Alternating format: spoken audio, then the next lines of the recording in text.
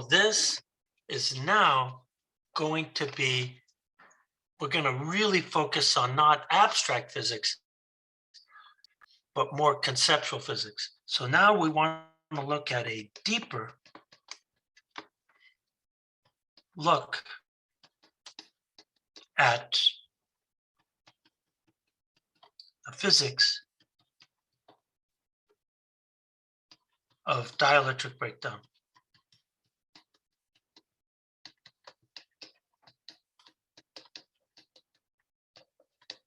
And the reason why this is a deeper look now is because now we could talk about the electric potential.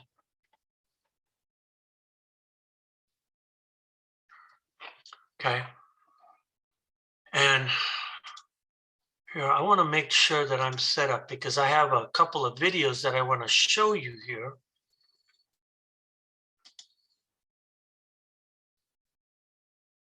And I'm missing one of the important ones. Oh, damn. Let me see if I can get to that before I get started.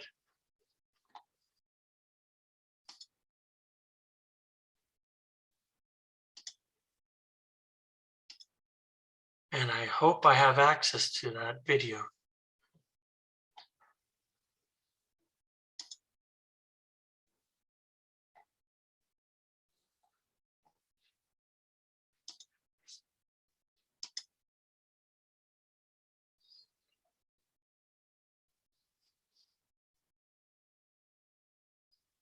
Oh my. Okay, I'll move along and when we get there, we get there. So dielectric, as we've already said before, dielectric breakdown is defined when an insulator suddenly becomes a conductive medium. So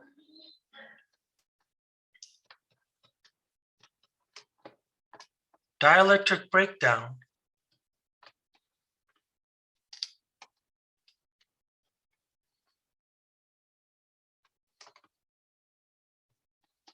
is defined when an insulator / dielectric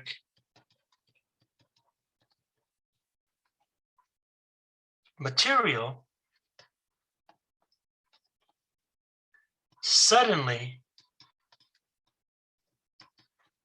becomes a conductor. Maybe I shouldn't say conductor, maybe I should say conductive medium.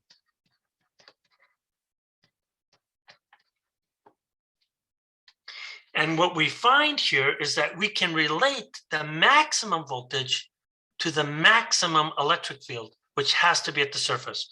So the maximum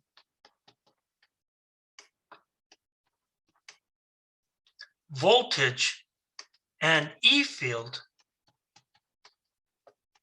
are at the surface. In other words, when I look at the voltage of at the surface here, for a conductive sphere, that is, it's going to be 4 pi epsilon big R over Q, which is also equal to R times the electric field at the surface. So this turns out to be a really handy relationship because a lot of things that we see in nature are spherical, believe it or not. And we can see here is that this depends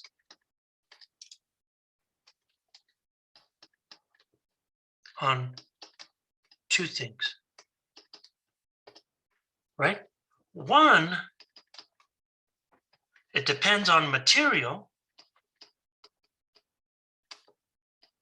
and that's where we have this this constant epsilon. So epsilon naught is for the vacuum, but the dielectric, the permittivity, that is what material is the electric flow, what's the electric field in what material, is given by this permittivity value here.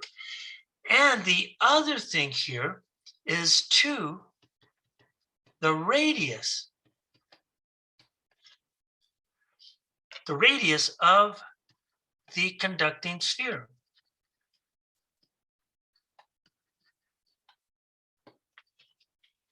Okay, so let's look at this thing here.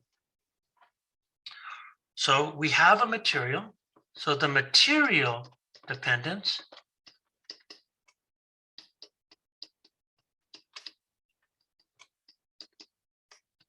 is written like this. It's epsilon, and then there's this kappa value times epsilon naught. So let's look at this thing right here. So what we know here is that air is a very good insulator, and air and vacuum effectively become conductive when the breakdown voltage, the breakdown field gets to 3 million volts per meter here. So what we say here is that typically air is a good insulator. And that immediately says that if I look at this is the value of the vacuum, but this is so close to the value of air that we use that value. That describes why air is a good insulator. And so what you find here is that at E breakdown of air, we know that this is 3 million volts per meter.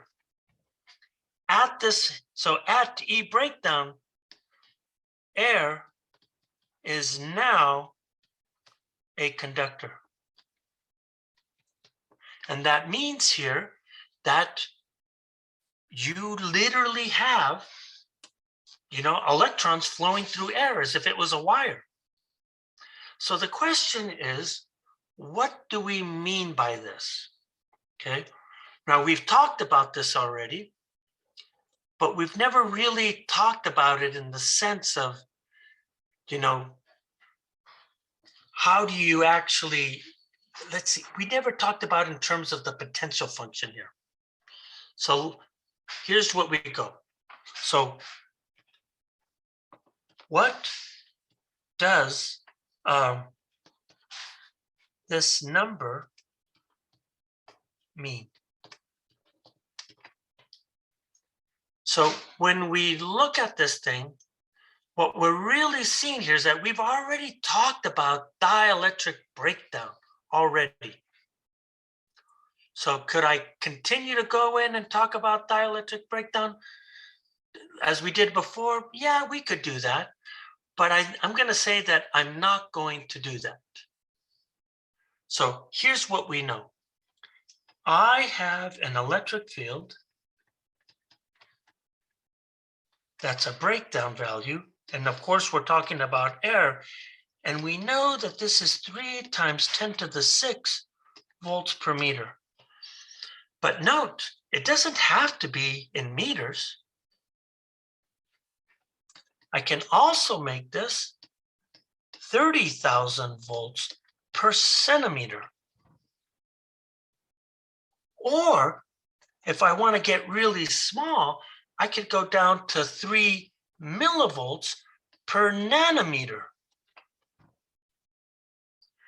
So what does this picture really, really mean here? It means this. So if I have a Van de Graaff, let's say this is my Van de Graaff sphere,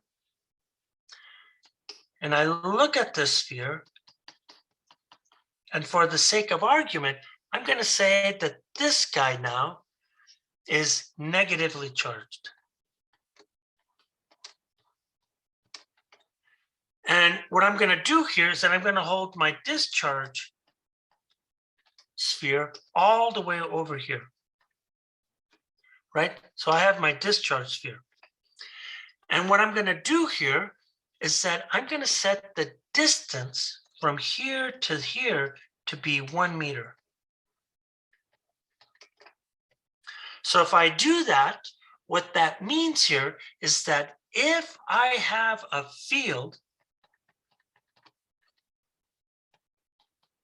and I have loose electrons in the air that are created by dielectric breakdown, I could then get a spark or a lightning that flies in that direction. And this is assuming that now that this guy is at 3, excuse me. So then the voltage at the surface is now at 3 million volts. So if I get it up to 3 million volts, I'm going to get a spark, right? So again, what this is telling me here, that at this surface voltage, a spark goes 1 meter distance. But it doesn't have to be that way. What I can also do here is that I could have a second situation where now I have a different sphere, and I'm not going to raise this thing, the surface voltage, to 300 million volts because I find out it takes too much energy.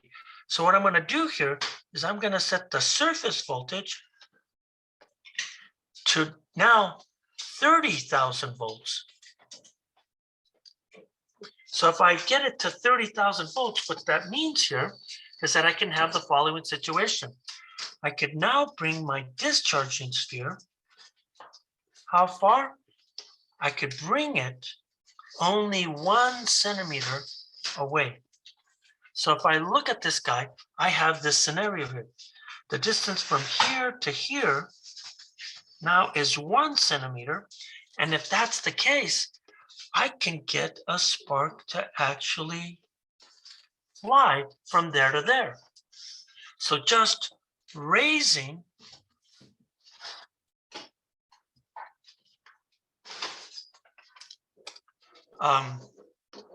the voltage, the surface voltage, I should say,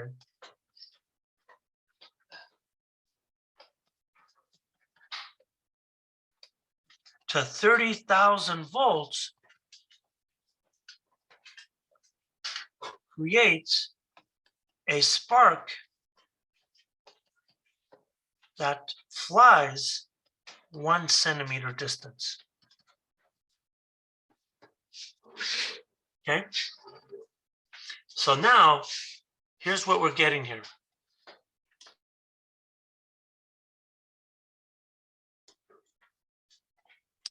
So now what we want to do here is what actually happens here. One example that we can look at is that we can look at a plasma ball. As an example of this, so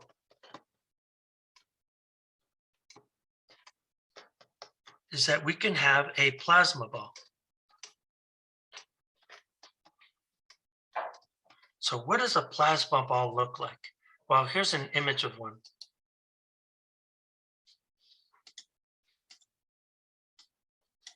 And you may have played with these, you may have seen these things, but what is it that we have right here? So it turns out that inside the plasma ball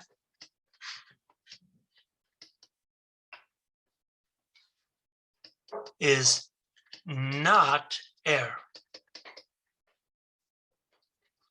but typically it's neon or argon gas. So what this immediately tells you here is that it changes epsilon naught to this guy of the gas times epsilon naught. So now I have a new material inside the material here. And so what you're seeing here is that if you look at this picture here, here's what you find. You have a ball here, right in the center of the glass. So if I was to look at this glass here, you're going to see that it looks something like this here.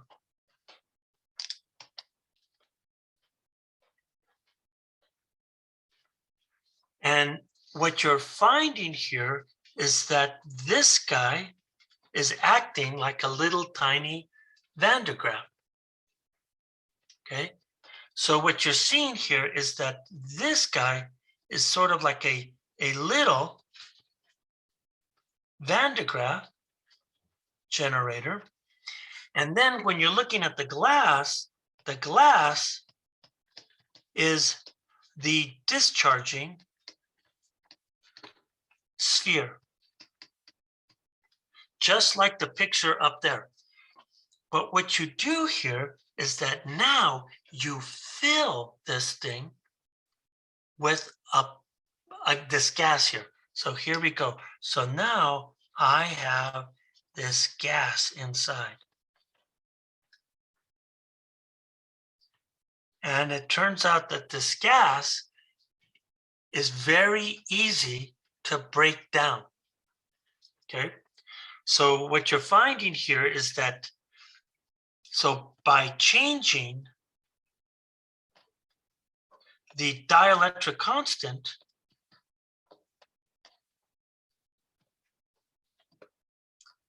it is easier to cause dielectric breakdown.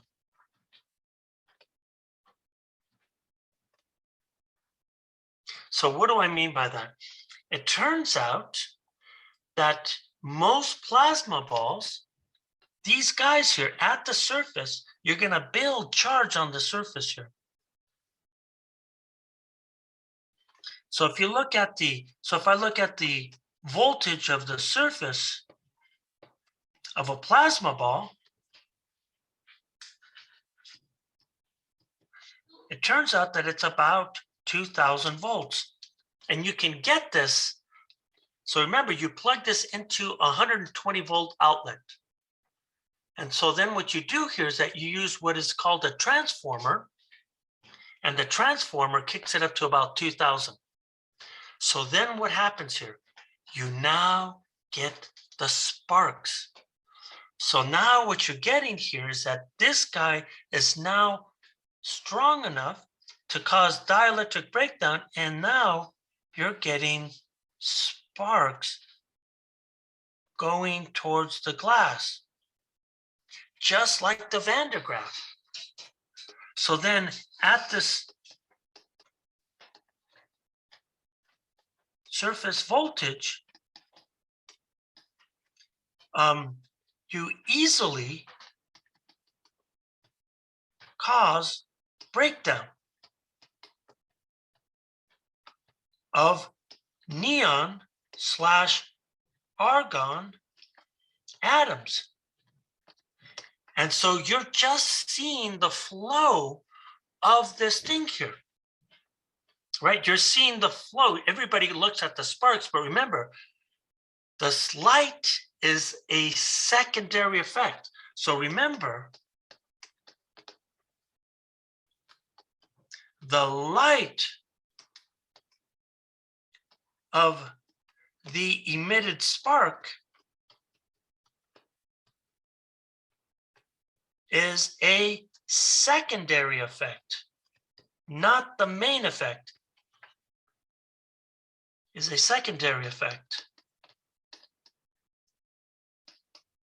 The flow of charge, which we call current,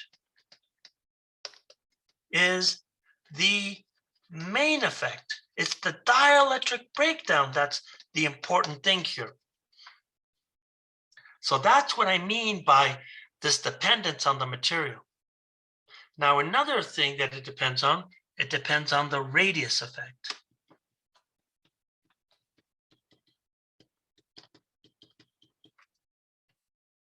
And there's so many interesting, details about this. So many interesting things. I could spend a whole lecture on this topic just alone here. So here we go. So what I want to do here is that the breakdown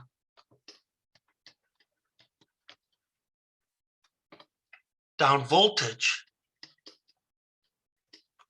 depends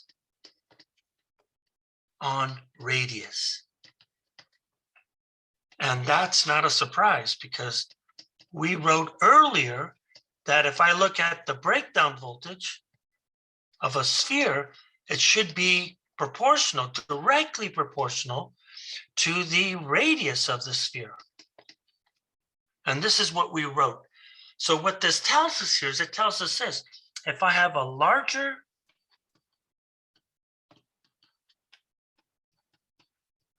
sphere, that means more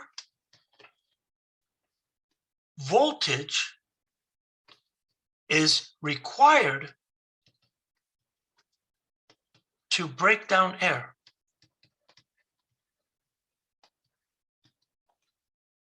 But if I have a smaller one,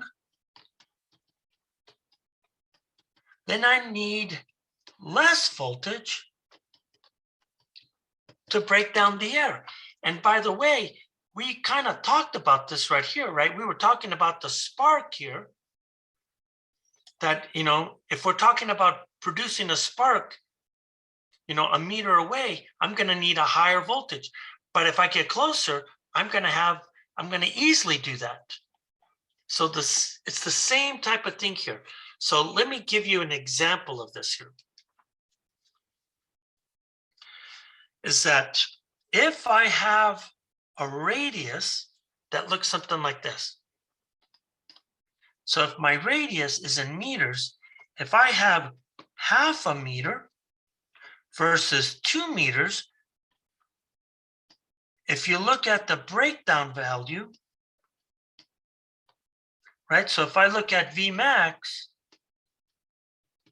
which is R, E max, which is that's the breakdown value, you're going to have to, this is at essentially 3 million volts. And then if you increase the size, it's 6 million volts.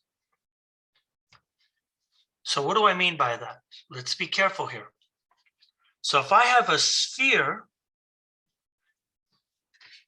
that has a radius of half a meter, right? So if I look at this guy, this means the diameter is 1 meter. That's where I'm getting the 3 million volts. But the radius is half a meter.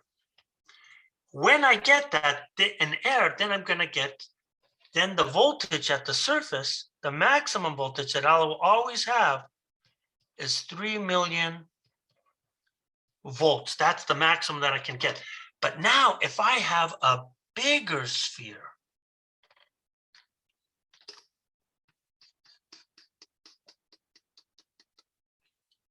right? So if I have a bigger sphere, look at this guy. This is 2 meters now. So that means I have to put on a lot more charge onto this guy.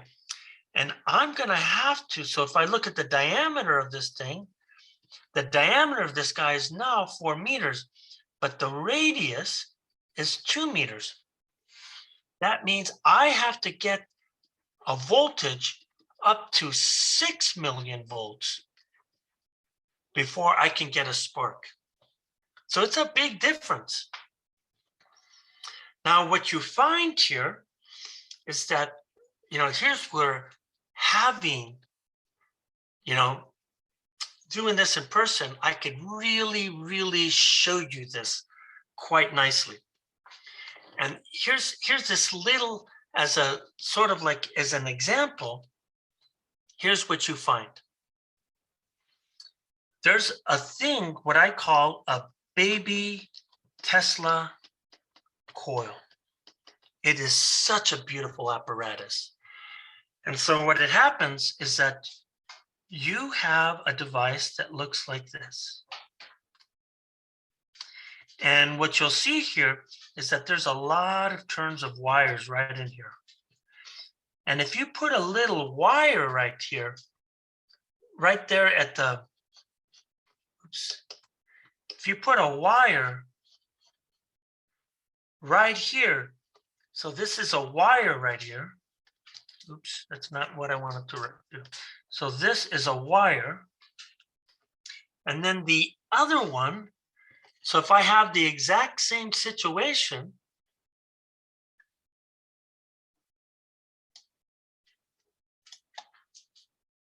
I'm trying to copy this thing.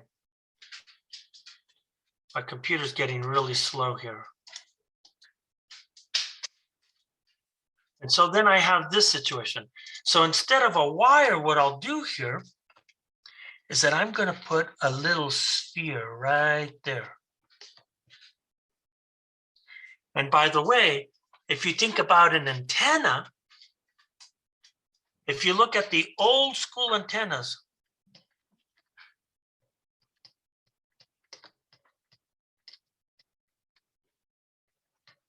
what you'll see here is that the antennas were always had a little sphere at the top, right?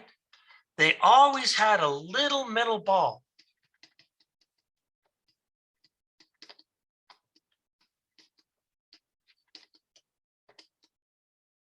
And the question, why was that? It turns out that if you have a wire versus a sphere, you could see that this guy has a smaller radius. So that means here, if I have a smaller radius, then I need a lower voltage. And then I start to get sparks. But if I have a sphere, I have a larger radius. So that means I need a higher voltage to get sparks.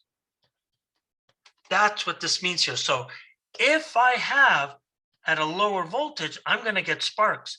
Here, I have to raise this thing, and you could see the values right here, right? If I have a half a meter radius, I need 300 million volts.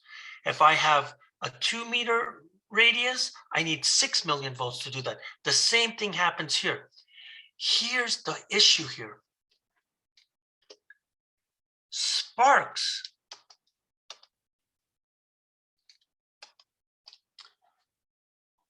oh, man. Come on, machine, don't die on me. Sparks, what they do here is that they cause disturbance. So sparks and this is also known as the corona, discharge. They're one and the same. Sparks / corona discharge cause interference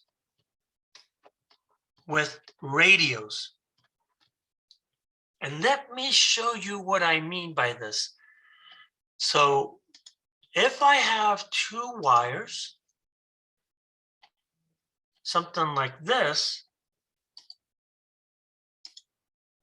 that is called a corona effect right there, because you're seeing sparks, continuous sparks here.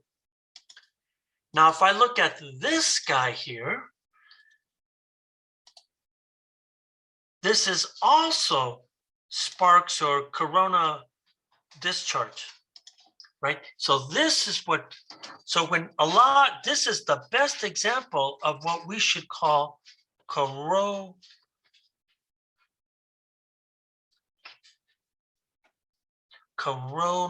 effect. It's these things here. So what happens here, it's since air is now a conductive medium, it allows charge to flow onto the antenna and cause a disruption here. So,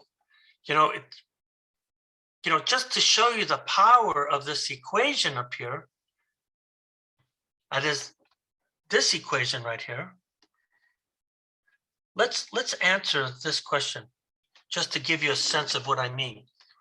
And it goes something like this here. Suppose that I ask the following question.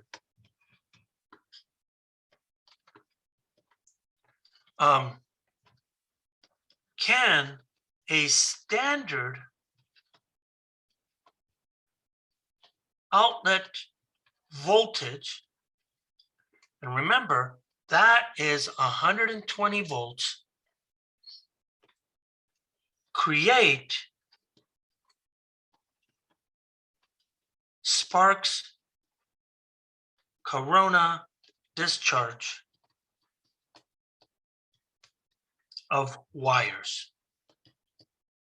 And what I really mean is that I mean this picture right here, right? I'm talking, can you do this with a with your household voltage? Can you take two wires and do that? Well, let's check this out here. So what we want to do here is that we want to calculate the radius of these individual wires. And you can see that there's multiple little wires here. So when I look at this thing, I look at the maximum voltage is the outlet voltage. So that should be 120 volts. And then this guy should be the radius of the wire if it's going to be causing this corona discharge. And then this should be the maximum electric field, which is volts per meter. So if I solve for this, so then this tells me here is that the radius of the wire has to be on the order of what? So it's got to be 120 divided by 3 times 10 to the 6 volts per meter. So this is 4 times 10 to the negative 5 meters. So in other words, this guy has to be 40 microns. And I'm going to say here is that there is no way with household voltages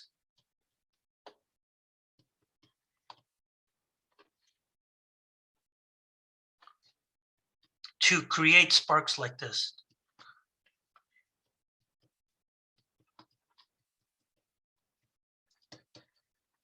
The fact that you could see the wires in this picture says that they're not at 40 microns. So there's no way. So like this. So this implies that a transformer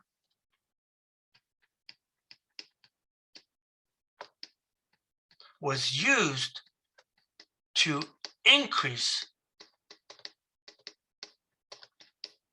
the voltage. Okay, so now I want to show you a video, and let me see. I'm going to have to explain it a little bit, but let me see if I could find where this is at. This might take me just a little bit of time, and I apologize.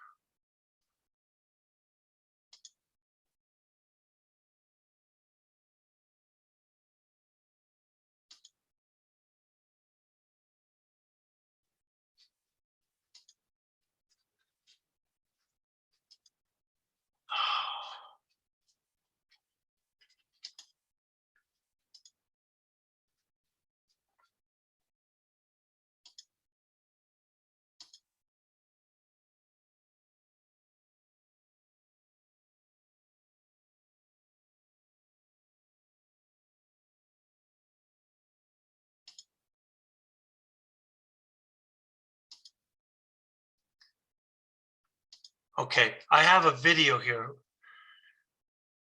that I want to show you here. This is, I'm going to say that this is one of my most favorite videos of all time.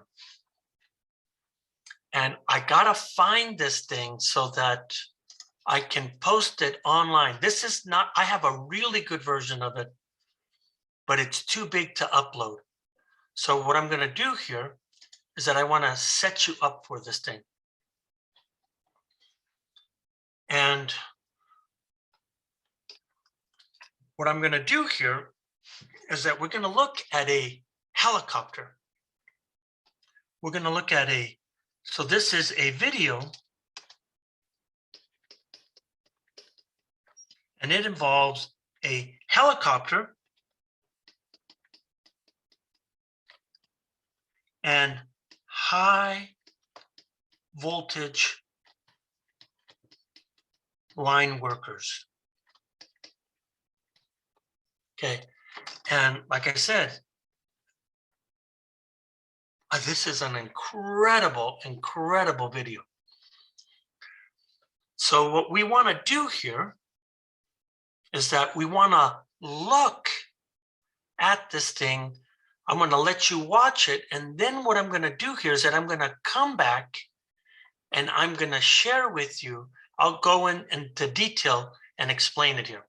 So here I go. So what I'm going to do now is that I got to do a new share, and it's this guy right here.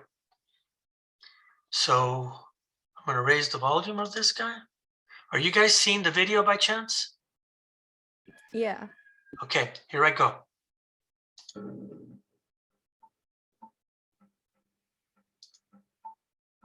I don't give two hoots and a holler about flying inside a helicopter. Put me outside. That's where I want to be. On a magic carpet.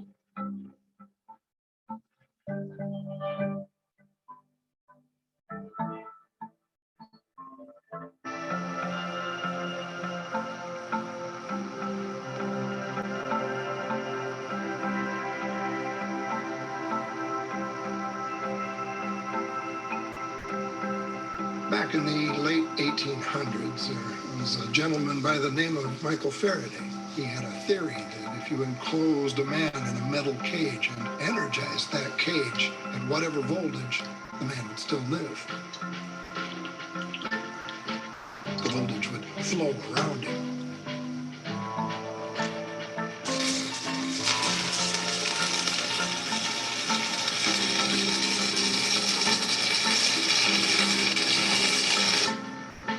So what you saw there is that there was sparks between the helicopter and the wire, the high voltage wire line. That means then that you have to cause dielectric breakdown. And just to make sure that we're clear. I wear a hot suit. It's 75% Nomex for fire retardant and 25% stainless steel thread. And that metal thread means I have a Faraday cage around me. 500,000 volts pass over my body, but I can work without interference from the electricity. as long as the helicopter is isolated from ground, we have the ability to bring ourselves to the same voltage potential as the line, like a bird on a wire.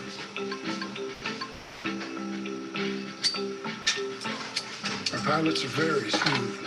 It's like they can read our every thought.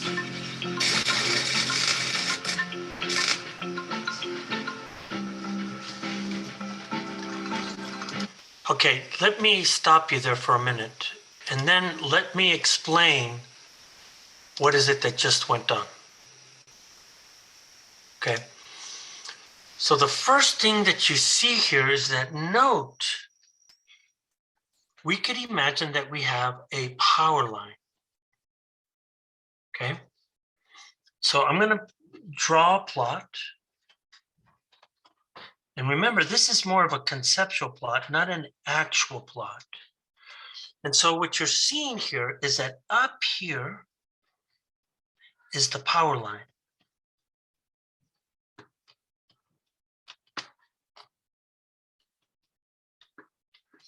And I think what he says here is that this power line voltage is at 500,000 volts. Now remember, this is the bottom, which is 0. So a lot of our potential plots have been curves like this. So the question is, where is the helicopter at this time? So first of all, it has to take off. So when I think about a helicopter, I'm not really sure how you draw a helicopter. You could imagine it probably looks something like this. Oh man, excuse me. And so I could imagine that I have maybe a helicopter that does not look like this, but let's say this is my version of the helicopter. And so when you're seeing this helicopter, what we know here is that it starts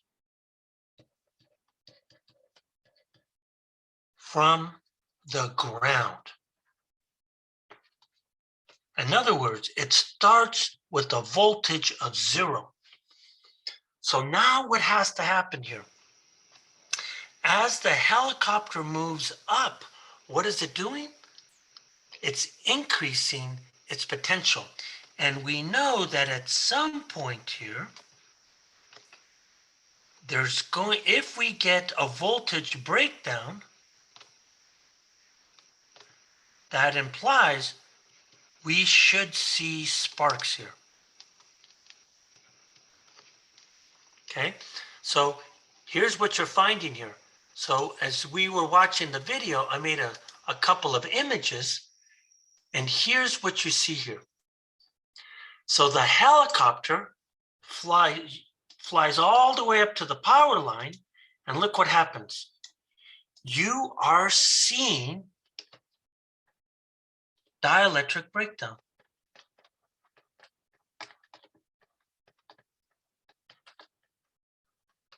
Why is that? The helicopter is at 0 volts.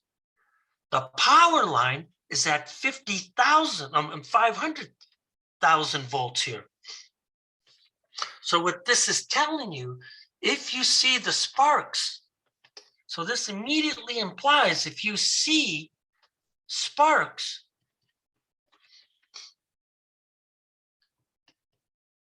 there is a voltage between the power line at 500,000 volts and the helicopter, which is at 0 volts. That's why you're seeing the sparks. But then look what happened to him. What he did then is that this is what happened next. What you saw is that now you could see right here, there's no dielectric breakdown.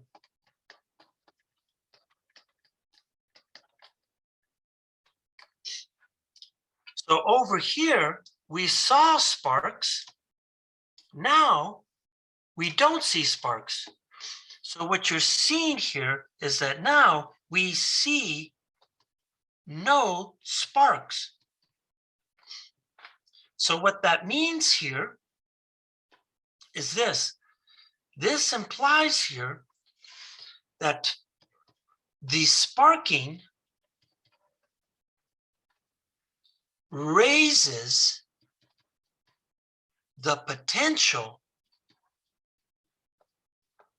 of the helicopter until there is no potential difference between the helicopter and power line. In other words, the voltage difference between them is zero. This implies here that the helicopter is now at 500,000 volts. So that means that the helicopter and the power line form an equipotential. By the way, power line workers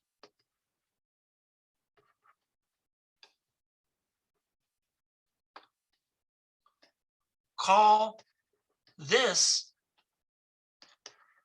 bonding. Oh, not bonding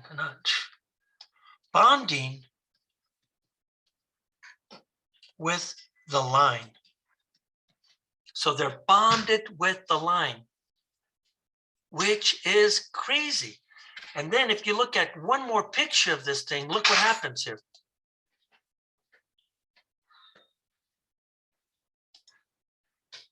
So now what they do here is that they connect, right?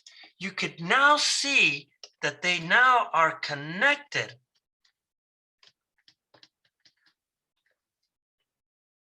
And there's no height difference between them. So if I was to draw this picture again, at this point, here's what we find. We have our curve again. This is the power line voltage. And we know that this is at 500,000 volts. And of course, this is the 0 one. So when I look at my curve again, my curve's looking like this. So it climbed the potential curve. So where's the helicopter now? The helicopter is right at the same potential now. So if I look at my helicopter,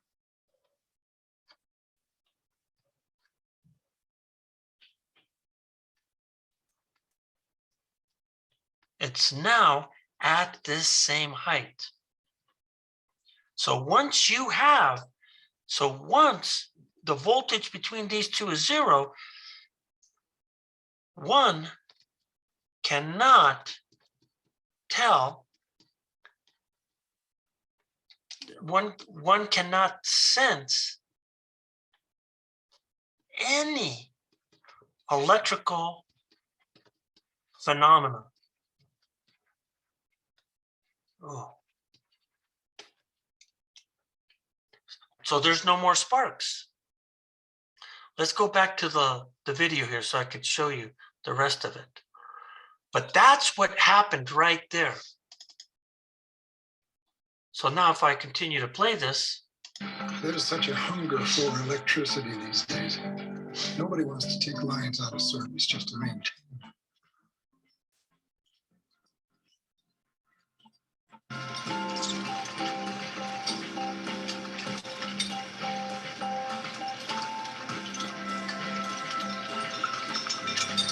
I've had many people ask me, do you think what you do is safe? And I say, well, in our operation, everything that we do, every move that we make is thought of and rehearsed before, so it's as safe as crossing the street. It's not a job for a hot dog.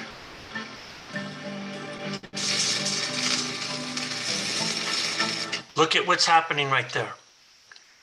The helicopter and the power line are now at different voltages. So what has to happen? The power line worker has to bond with the line again. You have to bring the helicopter up to 500,000 volts. If he doesn't do that, then you're going to get a spark that occurs that could damage the helicopter or the person.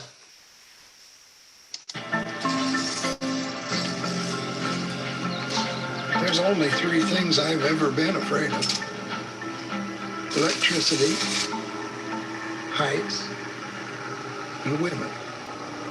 And I'm married too. Okay, so let me go back to this, to my notes here. So I think that is a very deep video here, right? Very, very, very deep video. I think it says quite a bit. You know, another thing that you could see here, I kind of said that, you know, once you bring yourself up to 500,000 volts, there's no issue here. Well, look at this person. Under any other circumstances, look at this. This person is moving on power lines that are 500,000 volts, but he won't be able to tell. So you could see here that there's another thing that I should probably say in passing. What do we mean? Do we mean by a 500 volt power line? Now remember, 500,000 volts is a meaningless statement. So when we think of power lines, this is what we actually mean here. Let's say that this is one of the poles, and this is another pole here, and then this is the ground right here. What we know about the ground is that the ground is set to 0 volts. So now if I have a power line, let's say this is my power line right here, right? This is my power line. And that power line is at 500,000 volts. That means here that this is the positive and this is the negative. And therefore, the voltage, right? This is what we call voltage, the difference in potential. This is 500,000 volts minus 0. That's what we mean. So from the ground, we climb up, and that's 500,000 volts right there.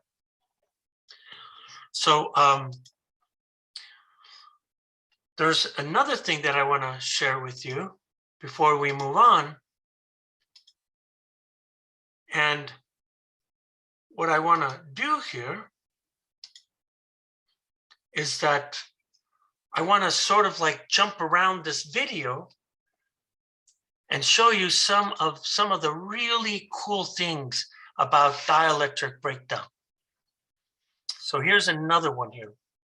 So if I bring this guy up, what we're going to be talking about is that I want to do one last example on dielectric breakdown. And these are called Lichtenberg figures.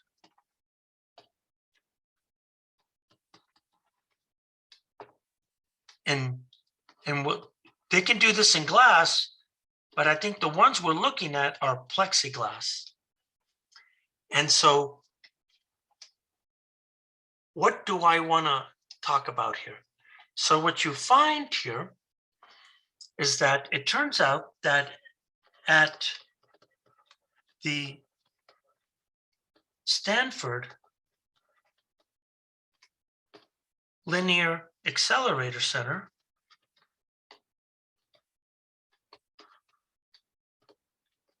and this is also known as SLAC, they have small particle accelerators. And what they do here is that they accelerate electrons. So you could imagine that you have a little accelerator like this. The one that I'm thinking of right now, which is the one that they used a lot, it was called the Sensheimer Accelerator, and it was located at Stanford University, right on the campus. But it's a tiny one. But Stanford has a whole bunch of little tiny ones. And this is an electron accelerator. So what it would do here is that it would take electrons and it would literally shoot them. And what it would shoot it at is it would shoot it at a piece of plexiglass. A lot of these plexiglasses are typically cylinders, but they don't have to be cylinders. Okay, so this is the plexiglass.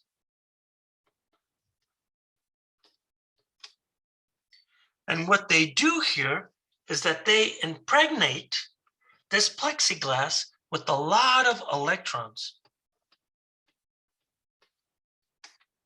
Okay, so this guy is just loaded with numerous electrons inside the plexiglass.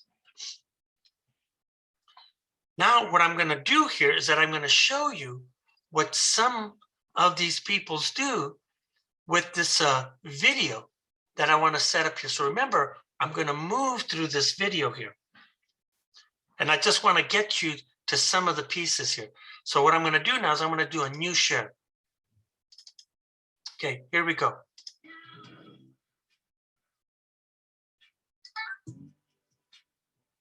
Thing highly durable, So they're completely see-through. So they're going to go into an accelerator, and typically you have to go through a lot of these chambers.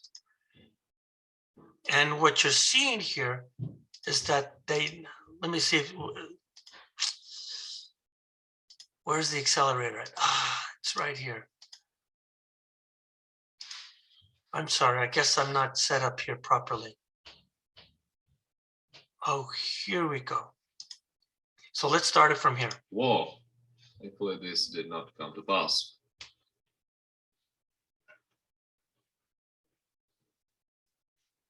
So Finally, here's the accelerator. And now they're going to put plexiglass where they're now going to shoot this electron gun into that. they got there, we wasted no time and started filling the plexiglass cylinder with electrons. You can actually notice that the plexiglass starts glowing in the dark due to the large amount of electrons present inside. And as for the bottom right monitor, you can see the camera is being disrupted by the large masses of gamma radiation, which is caused by the electrons slowing down and is the reason why the entire experiment had to be done behind a large leaden wall.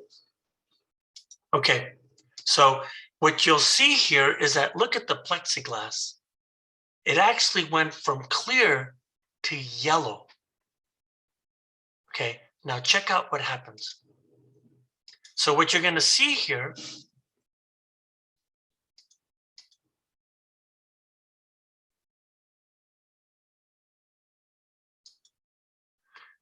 so let me show you what just happened here. I want to share my screen. I'm going to, because this image didn't come out as good as the one that I really wanted to look at here, but I'm going to show you a different one. And here's what I want you to see here. So what you're finding here is that you get this here. So what you just saw here is that the plexiglass was like this here. And here's what they do here. It turns out that the electrons, let me be careful with this. The electrons in the plexiglass are at high potential, right? It's a charged cylinder, so it has a high potential here. So what they do here is that they come in here and they do this. They take a nail right here, and they take that nail and they now ground it to 0 volts here. So this is a nail. So what this means here is that this guy is now at a low potential.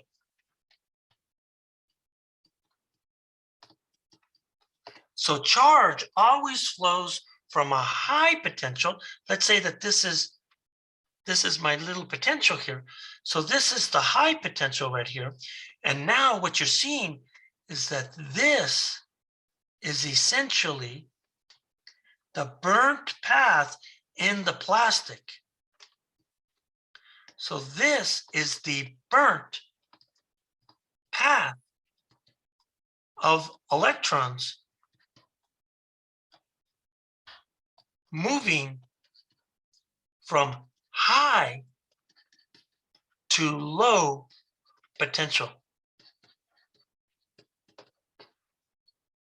So in essence, what this really is here, this is dielectric breakdown of plexiglass, which is incredible when you think about that. It's burning its way. And you know, there's other images that we can look at, but that is incredible. And so when you're looking at this here, here's another image of that. You get these Lichtenberg images. And again, you could see right here, look at this right there. There's the nail, the grounded nail. And you can see that dielectric breakdown occurring here.